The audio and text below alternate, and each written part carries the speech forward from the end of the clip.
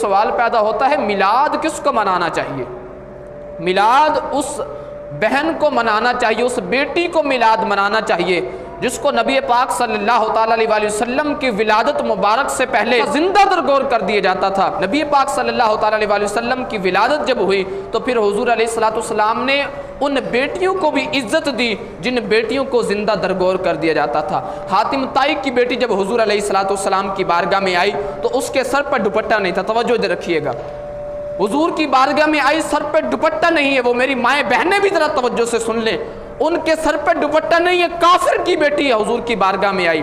نبی پاک صلی اللہ تعالیٰ علیہ وسلم کا انداز کریمانہ دیکھیے، حضور نے اپنی کالی کملی کو اتارا، بولنے تو صحیح، اب آپ کو بھی کہہ کے بلوانا پڑتا، بول لیا کریں۔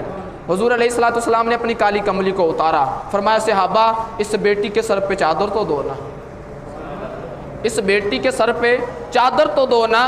عرض کی یا رسول اللہ صلی اللہ تعالیٰ علیہ وسلم یہ تو کافر کی بیٹی ہے۔ محبوب فرمانے بیٹی بیٹی ہوتی ہے، چاہے کافر کی ہو چاہے مومن کی ہو، بیٹی بیٹی ہوتی ہے۔ اگر آج بیٹی کو عزتیں ملی ہیں نا تو یہ نبی پاک صلی اللہ تعالیٰ علیہ وسلم کا صدقہ ہے۔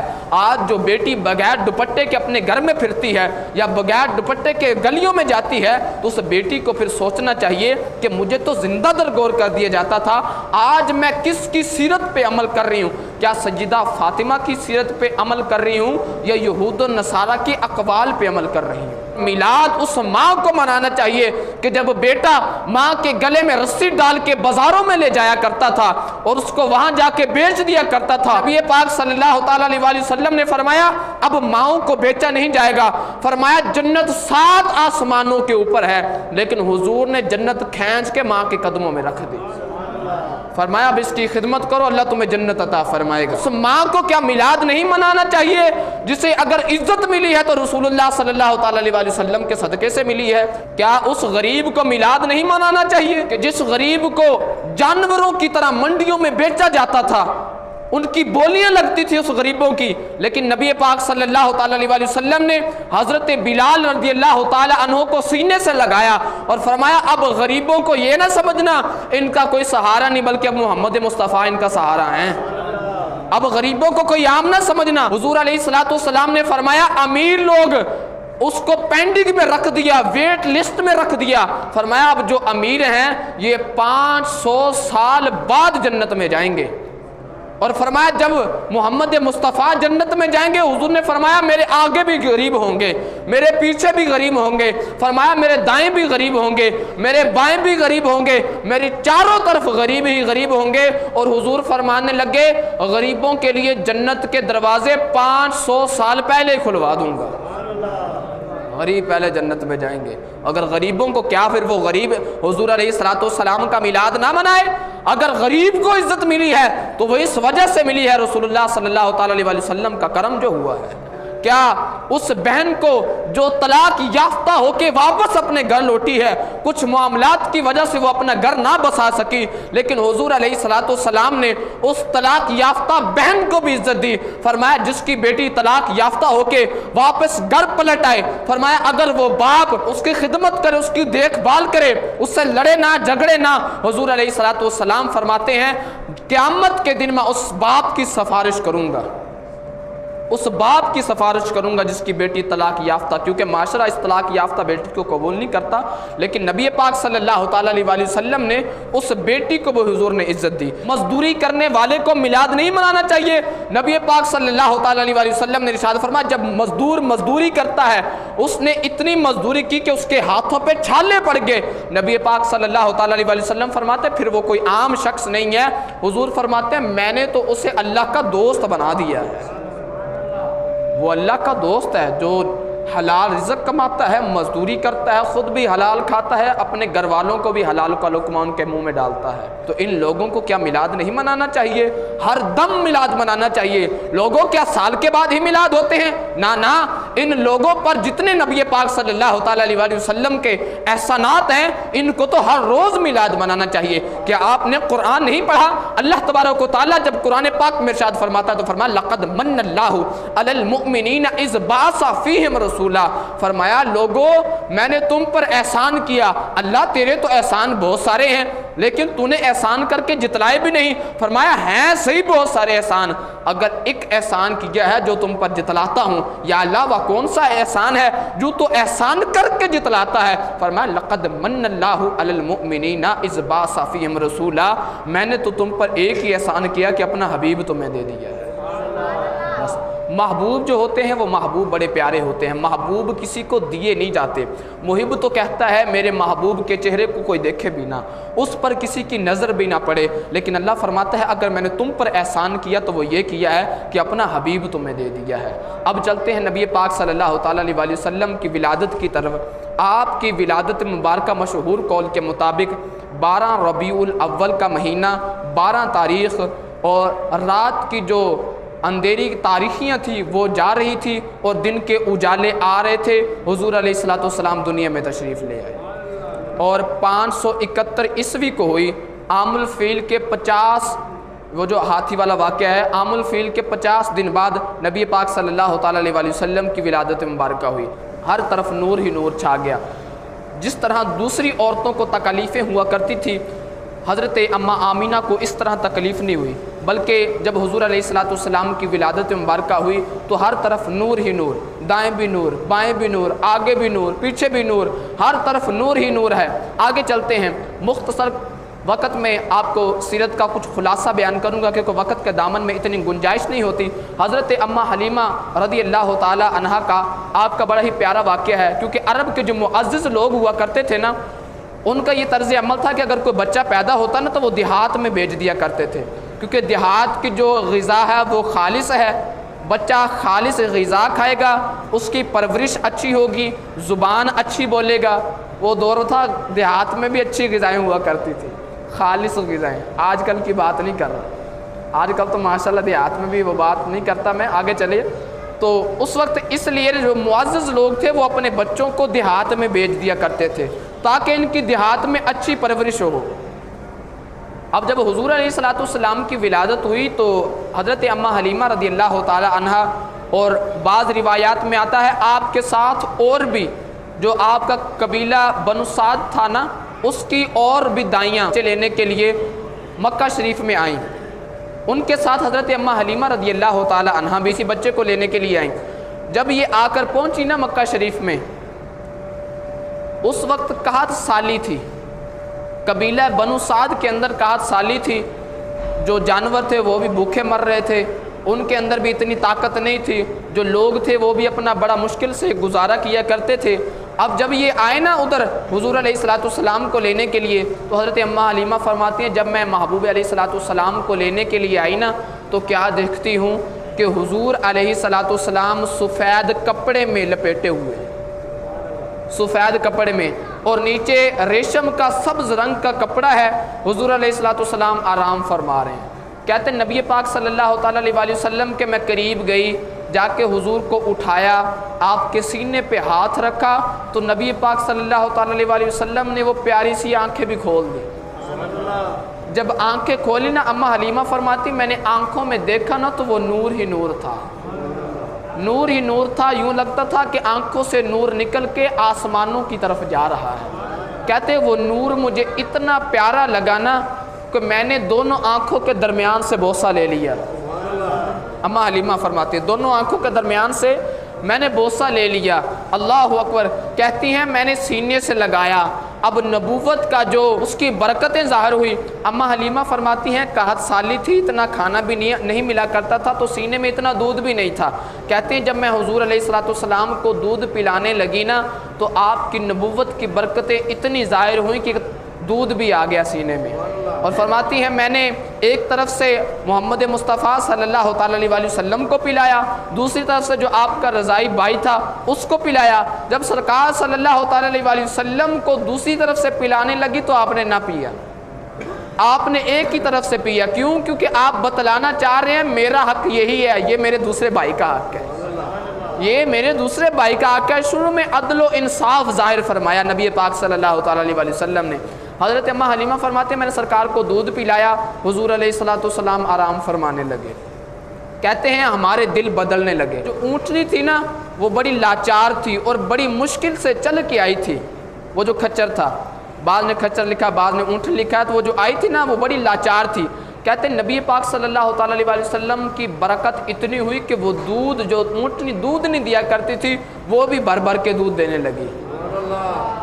وہ کہتے ہیں کہ ہم نے اونٹنی کا دودھ دویا، ہم نے خود بھی پیا اور جو دیگر تھے ان کو بھی پلایا. ہم بھی سیر ہو کے رات کو ہم نے بھی میٹھی نیند آرام کیا. جب صبح ہوئی نا تو وہی اونٹنی جو چل نہیں سکتی تھی ہم نے حضور علیہ الصلوۃ والسلام کو اس اونٹنی کے اوپر بٹھایا. کہتے ہیں کہ میں حضرت اماں حلیمہ فرماتے جب میں آئی تو سب سے پیچھے تھی، باقی دائیاں ساری آگے نکل گئی تھی تو میں پیچھے ہی تھی. اب جب حضور علیہ الصلوۃ والسلام کو اوپر بٹھایا نا تو یہ اونٹنی اتنا دوڑنے لگی کہ دوسری اونٹنیاں پیچھے رہ گئی. دوسریاں اونٹنی پیچھے رہ گئی، دوسریاں دائیاں کہنے لگی اے حلیمہ کون سا ایسا برکتوں والا بچہ لائے ہو، ہمیں بھی ساتھ ملا لو. میں نے کہا ہاں یہ بچہ واقعی برکتوں والا ہے. کہتی ہیں ہم گھر گئے، گھر میں غربت بڑی تھی، میری 7 بکریاں تھیں اور وہ بھی صحیح طرح دودھ نہیں دیا کرتی تھی. حضرت اماں حلیمہ فرماتی میں نے حضور علیہ الصلوۃ والسلام کا وہ مبارک ہاتھ اپنی بکریوں کے اوپر پھیرا. اللہ اکبر. بکریوں کے جب اوپر ہاتھ پھیرا نا آگے آپ سن کے حیران رہ جائیں گے. حضرت اماں حلیمہ فرماتی وہی بکریاں جو دودھ نہیں دیا کرتی تھی وہ ایک وقت میں اتنا دودھ دیتی کہ 40 دنوں تک کفایت کر جاتا. وہ بکریاں 40 دنوں تک وہ دودھ کی کفایت کر جاتا. اماں حلیمہ فرماتی ہیں وہی بکریاں جو میرے پاس 7 تھی نا، نبی پاک صلی اللہ تعالیٰ علیہ وسلم کی برکت اتنی ظاہر ہوئی کہ وہی بکریاں 700 ہو گئیں. حضرت اماں حلیمہ حضور علیہ الصلوۃ والسلام کی برکت دیکھتی ہوں گی اور پھر کہتی ہوں گی لوگوں نے پوچھا تو ہوگا اے حلیمہ ہر طرف اجالے ہی اجالے ہو رہے ہیں، کیا بات ہے؟ حضرت اماں حلیمہ نے کہا ہوگا مصطفیٰ آئے دہائیاں پہ گیا. مصطفیٰ کوئی زبان خاموش نہ رہے، سارے مل کے پڑھ لیں. مصطفیٰ آئے دہائیاں پہ گیا، مصطفیٰ آئے دہائیاں پہ گیا، رب اگے سجدے خدایاں پہ گیا. حضرت اماں حلیمہ فرماتی ہیں حضور علیہ الصلوۃ والسلام کی برکت یہ ظاہر ہوئی کہ ساری ہمسائیاں میرے پاس آ گئیں. آ کے کہنے لگی اے حلیمہ پہلے تیرے گھر میں رات کے وقت کوئی روشنی نہیں ہوتی تھی، اب اتنے تو بڑے بڑے دیے لے آئی ہے، ساری رات ہی تیرے گھر میں روشنی رہتی ہے، کون سا چراغا کرتی ہے؟ حضرت اماں حلیمہ فرمانے لگی میں نے کہا یہ چراغے کی روشنی نہیں ہے، یہ محمد مصطفیٰ کے چہرے کی روشنی ہے. جو ہر طرف روشنیاں پھیلی ہوئی ہیں یہ حضور علیہ الصلوۃ والسلام کے مبارک چہرے کی روشنیاں ہیں، ہر طرف ہی روشنیاں تھی. وہ کہنے لگے کہ اے حلیمہ اس محبوب کی برکت ذرا ہمیں بھی لٹا دو نا، ہمیں بھی اس محبوب کی برکت لٹا دو. حضرت اماں حلیمہ فرماتی ہیں اس قبیلہ بنو سعد کے اندر کہا تھا، پورے قبیلے کے اندر کہا تھا. فرماتی ہیں میں نے ہمسائیوں کو کہا اچھا چلو پھر ایسے کرو اپنی اپنی بکریاں لے آؤ، جس تالاب میں سے میں اپنی بکریوں کو پانی پلاتی ہوں نا اس تالاب میں سے میں اپنے محبوب کے پاؤں مبارک دھوتی ہوں. اللہ اکبر. حضور علیہ الصلوۃ والسلام کو لیا اور اس مبارک تالاب میں سے حضور علیہ الصلوۃ والسلام کے مقدس پاؤں دھوئے اور پھر کہا اس قبیلے کی ساریاں بکریاں لے آؤ. حضرت اماں حلیمہ فرماتی ہیں اس قبیلے کی بکریاں آئیں، انہوں نے اس تالاب میں سے پانی پیا. کہتے ہیں نبی پاک صلی اللہ تعالیٰ علیہ وسلم کے مبارک قدموں کی دھون کی برکت یہ ہوئی کہ جو بکریاں پانی پی کے گئی تھی وہ بھی بچے جننے لگی، وہ بھی ساری حمل والی ہوئی اور اس طرح اس پورے قبیلے کا 61 سال دور ہو گیا، پورے اس قبیلے کی غربت ہی دور ہو گئی. اب وقت گزرتا گیا اور حضور علیہ الصلوۃ والسلام نا جو آپ کے دوسرے بھائی تھے یا بہنیں تھی رضائی، وہ بکریاں چرانے جایا کرتی تو نبی پاک صلی اللہ تعالیٰ علیہ وسلم بھی ساتھ چلے گئے. تو جو آپ کے رضائی بیٹے تھے نا وہ آ کے حضرت اماں حلیمہ کو کہنے لگے اماں جان میرا بھائی محمد مصطفیٰ کتنی شانوں والا ہے، کتنی شانوں والا ہے. انہوں نے کہا کیوں کیا ہوا؟ کہنے لگے کہ جب یہ جنگل میں آتا ہے نا جو جنگل خشک ہوتا ہے وہ سارا ہرا بھرا ہو جاتا ہے، اور فرماتے ہیں جب یہ دھوپ میں جاتا ہے نا تو بادل اوپر سایہ کرنے لگتا ہے. اللہ اکبر. اور فرماتے ہیں جنگل کے خطرناک درندے ہیں، خطرناک جن سے ہمیں ڈر لگتا ہے۔ حضور علیہ الصلوۃ والسلام جب جنگل میں جاتے ہیں تو سارے آ کے قدم چومنا شروع کر دیتے ہیں۔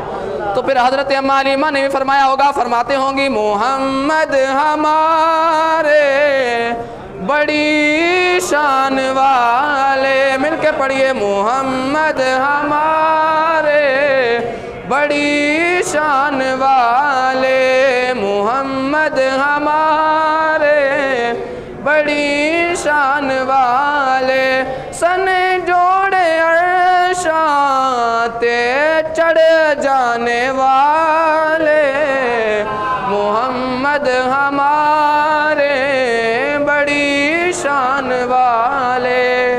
کہا محمد مصطفیٰ تو بڑی ہی شانوں والے ہیں۔ وقت گزرتا گیا، 2 سال کے لیے لے کے آئی تھی حضرت مامنہ سے دودھ پلانے کے لیے، وہ 2 سال کی مدت بھی پوری ہو گئی، پتہ ہی نہیں چلا۔ اب واپس لے کے آئیں، واپس کرنے کے لیے نا حضرت اماں حلیمہ واپس لے کے نا جب حضور علیہ الصلوۃ والسلام کو، تو آ کے کہتی ہیں اے اماں آمنہ ایک احسان نہیں کر دیتی مجھ پہ؟ کہا وہ کون سا احسان؟ کہا 2 سال تو پورے ہو گئے ہیں، اب جب آپ محمد مصطفیٰ کو ادھر رکھ لیں گی نا تو میرا دل نہیں لگے گا۔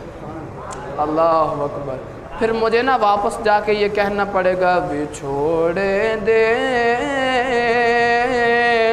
میں صدمے روز جلاں یا رسول اللہ، بچھوڑے دے میں صدمے روز جلاں یا رسول اللہ، کدی تے آ کہ دے جاؤ تسلیاں یا رسول اللہ۔ فرماتی ہے کہ اگر میں نے ادھر چھوڑ دیا تو میرا دل نہیں لگے گا۔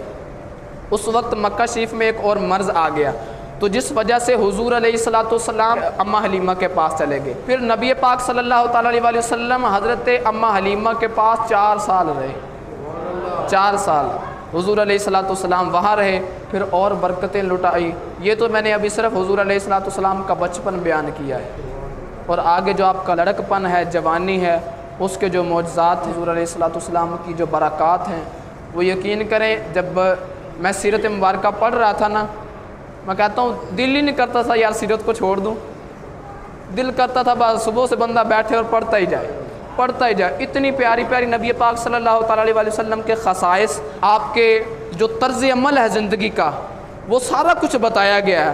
نبی پاک صلی اللہ تعالیٰ علیہ وسلم کی سیرت پر اللہ تبارک و تعالیٰ ہمیں عمل کرنے کی توفیق عطا فرمائے، آمین بجاہ النبی الکریم صلی اللہ تعالیٰ علیہ محمد۔